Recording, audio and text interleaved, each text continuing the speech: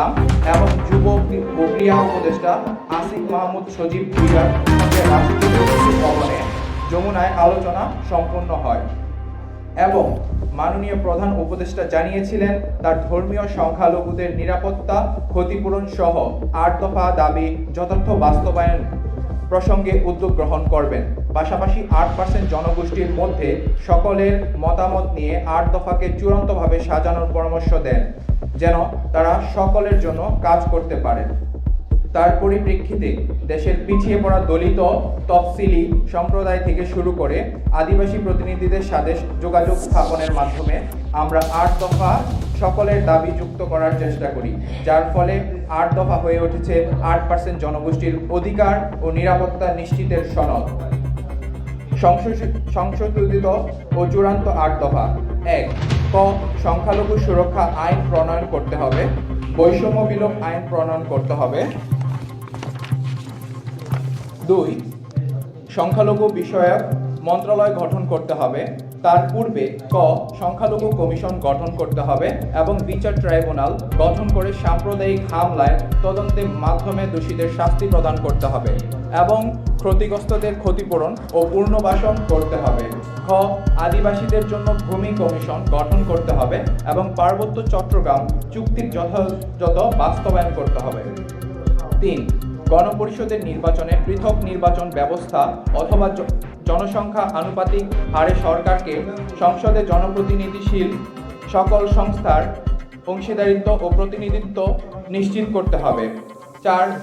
হিন্দু ধর্মীয় কল্যাণ ট্রাস্টকে হিন্দু ফাউন্ডেশন, বৌদ্ধ ধর্মীয় কল্যাণ ট্রাস্টকে বৌদ্ধ ফাউন্ডেশনে এবং খ্রিস্টান ধর্মীয় কল্যাণ ট্রাস্টকে খ্রিস্টান ফাউন্ডেশনে উন্নীত করতে হবে। ৫. ক. দেবত্ব সম্পত্তি পুনরুদ্ধার ও সংরক্ষণ আইন প্রণয়ন এবং অর্পিত সম্পত্তি প্রত্যার্পণ আইন যথাযথ বাস্তবায়ন করতে হবে। খ. হরিজন, দলিত, তেলেগু চা শ্রমিকদের বাসস্থান তাদের নামে স্থায়ী বরাদ্দ করতে হবে। গ. পরিচ্ছন্নতা কর্মী ও চা শ্রমিকদের দৈনিক মজুরি কমপক্ষে ৮০০ টাকা নির্ধারণ করতে হবে। ৬. ক.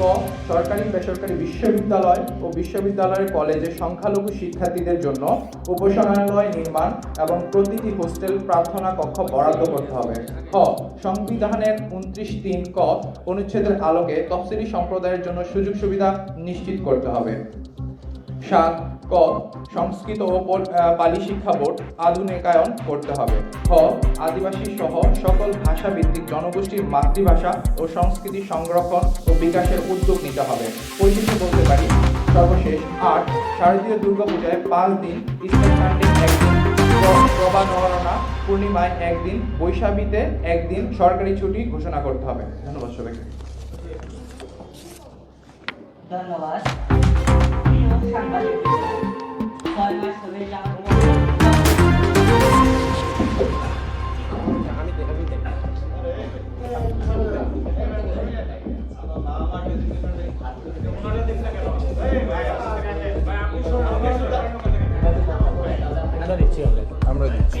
সাংবাদিক ৬ মাস হবে হয়ে যাওয়ার পরেও যখন কোনো দাবি নিয়ে কাজ পরিলক্ষিত না হয়, তখন সংখ্যালঘু অধিকার আন্দোলনের শিক্ষার্থী প্রতিনিধি সুস্মিতা কর আমরণ অনশন বন্ধ করেন, যা ঢাকাস্থ রমনা কালী মন্দিরে অনুষ্ঠিত হয়।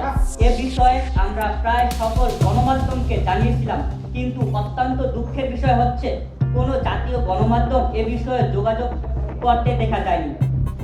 এমনকি তখন রমনা কালী মন্দিরের সামনে সোহরাওয়ার্দী উদ্যানে চলমান বইমেলায় কিছু ইলেকট্রিক মিডিয়া স্টল ছিল, যারা অনশনরত চলমান দেখার পরেও বিষয়টি এড়িয়ে গিয়েছিলেন। গণমাধ্যমের এ ধরনের আচরণ আমাদের ব্যথিত করেছিল। দীর্ঘ ৯২ ঘন্টা অনশনের পর তৎকালীন উপদেষ্টা ও বর্তমান এনসিপির আহ্বায়ক জনাব নাহিদ ইসলাম এবং তৎকালীন বৈষম্য বিরোধী আন্দোলনের সমন্বয়ক তথা বর্তমান এনসিপি নেতৃত্ববৃন্দ সুস্মিতা করের সাথে আলোচনায় বসে ৪টি শর্তে অনশন ভঙ্গ করায়। অতঃপর ধর্ম বিষয়ক উপদেষ্টা জনাব ডক্টর আ.ফ.ম. খালিদ হোসেন এবং উপদেষ্টা মাহফুজ আলমের সাথে শিক্ষার্থী প্রতিনিধি দলের বৈঠক হয় এবং তারা ৮ দফা নিয়ে কাজ শুরু করবেন বলে আশ্বস্ত করেন এবং সাম্প্রদায়িক হামলার তালিকার ভিত্তিতে পুনর্বাসন বাবদ ক্ষতিগ্রস্তদের কোটি টাকা বরাদ্দ দিবেন বলে জানান ও সংখ্যালঘু কমিশনের খসড়া পেশ করতে বলেন। সর্বশেষ গত 20 মার্চ 2025 তারিখে বর্তমান উপদেষ্টা জনাব মাহবুব আলমের সাথে সাক্ষাৎকারের মাধ্যমে চূড়ান্ত করা নিরীহ সংখ্যালঘু সম্প্রদায়ের উপর ও ধর্মীয় প্রতিষ্ঠান হামলার তথ্য, যা সম্পূর্ণ অরাজনৈতিক ও সাম্প্রদায়িক, সেই তালিকা ও সংখ্যালঘু কমিশনের একটি খসড়া পেশ করা হয়।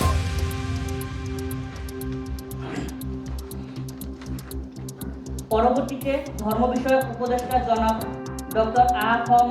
খালিদ হোসেন ও উপদেষ্টা মাহবুব আলম আমাদের আশ্বস্ত করেন, ক্ষতিগ্রস্তদের পুনর্বাসন, অপরাধীদের শাস্তি প্রদান সহ 8 দফা নিয়ে কাজ করা হবে বলে। কিন্তু গত 395 দিন তথা 13 মাসে 1 বছর 1 মাস পর অন্তর্বর্তীকালীন সরকার কর্তৃক 8 দফা দাবি বাস্তবায়নের আশানুরূপ কোনো দৃশ্যমান পদক্ষেপ পরিলক্ষিত হয়নি। তাই নয়, সংকট পরিদর্শনের সময় তৎকালীন উপদেষ্টা ও বর্তমান এনসিপির আহ্বায়ক জনাব নাহিদ ইসলাম, ঢাকাস্থ মিরন জেলা ও যুব ও ক্রীড়া বিষয়ক উপদেষ্টা আসিফ মাহমুদ সজীব ভূঁইয়া গগনতুলি হরিজন পল্লী পরিদর্শনে যান।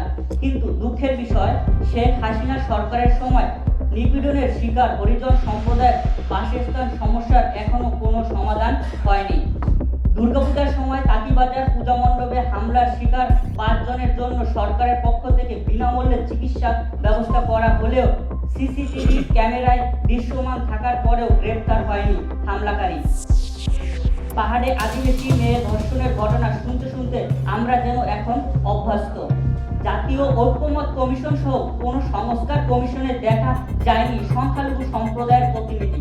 উপদেষ্টা পরিষদের 2 জন উপদেষ্টা সংখ্যালঘু সম্প্রদায়ের হবার পরেও তাদেরকে কখনো বলতে শোনা যায়নি সংখ্যালঘু সম্প্রদায়ের অসুবিধার কথা।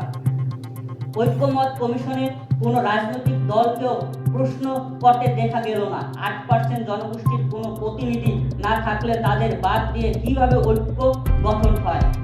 অর্থাৎ জুলাই 24-এর আগে হোক বা পরে রাজনৈতিক দলের কাছে এখনো 8% শুধুমাত্র রাজনৈতিকভাবে ব্যবহার করার জায়গা।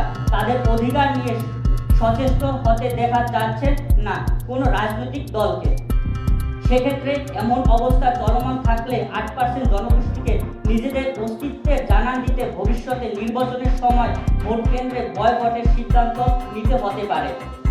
আবার সম্প্রতি দেখা গেছে জুলাই 24 আন্দোলনের প্রথম সারির নেতৃত্ববৃন্দ যারা বর্তমানে একটি রাজনৈতিক দলের সঙ্গে যুক্ত, ওনারা অভ্যুত্থানের 1 বছর হওয়াকে কেন্দ্র করে জুলাই পদযাত্রা করেছেন এবং বিভিন্ন জেলায় জুলাই আন্দোলনের শহীদ পরিবারের সাথে সাক্ষাৎ করেছেন।